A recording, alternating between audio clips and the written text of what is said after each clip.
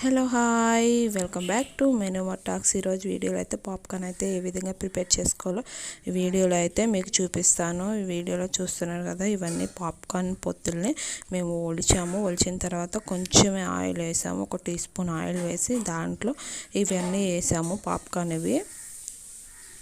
ఇవన్నీ వేడైన తర్వాత అవే పేలిపోతాయి, వాటికంతా అవే. కొంచెం మనం సాల్ట్ కావాలనుకుంటే, ఏ ఫ్లేవర్ కావాలనుకుంటే ఆ ఫ్లేవర్ అనేది మనం యాడ్ చేసుకోవచ్చు. కారం కావాలనుకుంటే కారం యాడ్ చేసుకోవచ్చు, లేకపోతే ఓన్లీ సాల్ట్ చాలు అనుకుంటే సాల్ట్ అయినా యాడ్ చేసుకోవచ్చు. ఇవన్నీ చూస్తున్నాం కదా, వేడయ్యే కొద్దిగా టప్ టప్ టప్ టప్ అని చెప్పేసి పేలుతూ ఉంటాయి.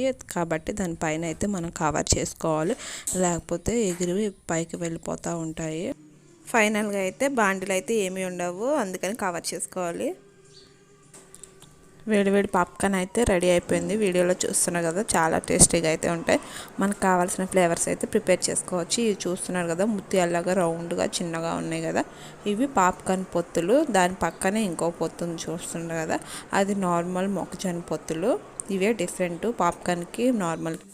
మా వీడియోలు మీకు నచ్చినట్లయితే లైక్ చేయండి, షేర్ చేయండి అండ్ సబ్స్క్రైబ్ చేయండి. Thank you for watching. Bye.